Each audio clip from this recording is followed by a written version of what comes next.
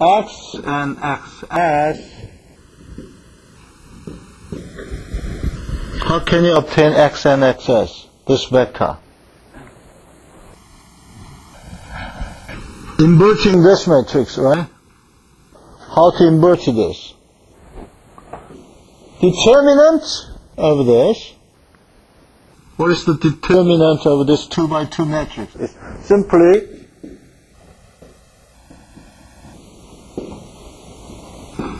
multiply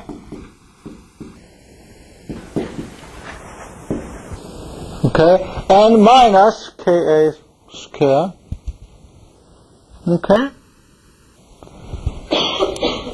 And then I have cofactor of minor of this matrix. What the hell is this? For 2 by 2 case, I simply interchange this one to this, put this one over here, meaning that I'm changing I and J index. So I have, and I have,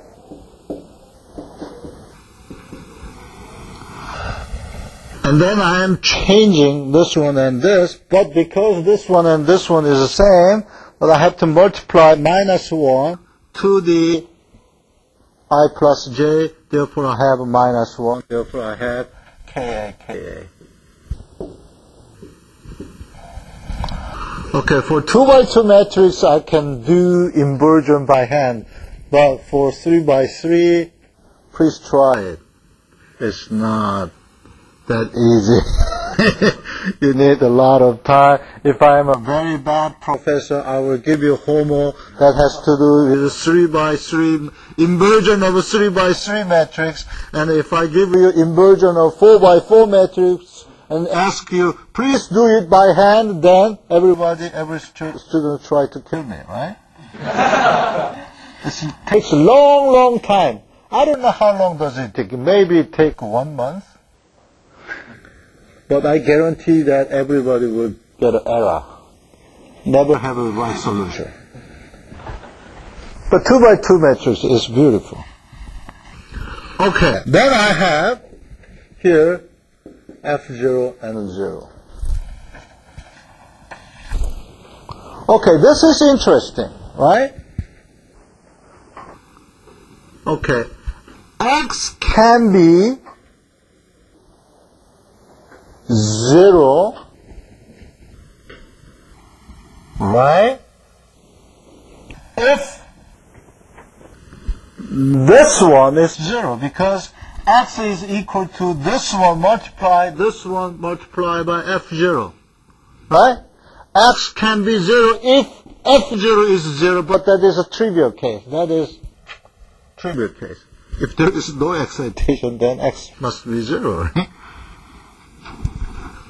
So making this one 0 means that omega square has to be Ka over M, meaning that if the excitation frequency is the same as the natural frequency of small vibration system, that has to be MA?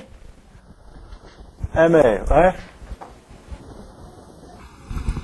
As I demonstrated before, then the master structure will not move. What a simple way to suppress the vibration.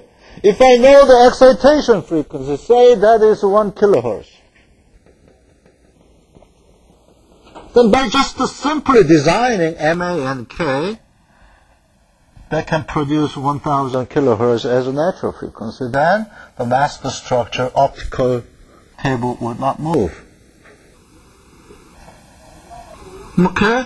In that case, how XS is moving, that determines by this multiplied by Ka times F0. Right? Ka times F0. What does it mean?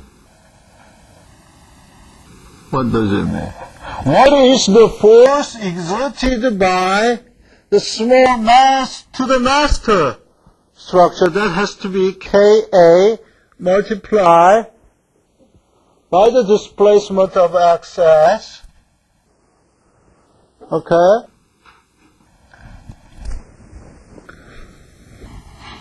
So Ka multiply by the xs, that is, this one multiply this one will multiply F0. And it turns out that force is equal and opposite to the force that is acting on the master structure. Therefore, actually what happened in this situation, that the force exerted by this small mass to the master structure is equal and opposite to the force exerted by this master structure due to the K. No Ka. Okay? So actually what happened is the force is cancelled out. The force is cancelling out. Therefore, there is no net force acting on the master structure. Therefore, no vibration. Okay, extending that idea to control theory, and I'm saying that if I put some actuator that can always exert or execute equal and opposite force to the structure, then I can actively control the structure. That is called active vibration control. Actually, in a car suspension system, some expensive car adapt active vibration control system that is simply doing the following: measure the force and then exert a force that is equal and opposite to the measured force, to the structure, that completely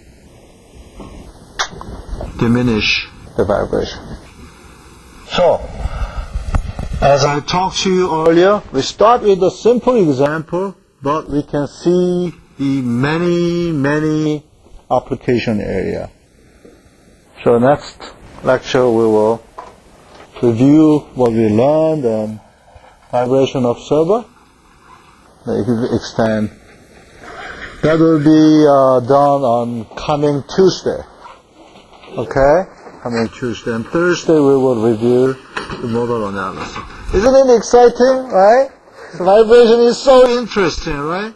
So tangible. We can feel it. We can feel it, right? We can do it. We can do something.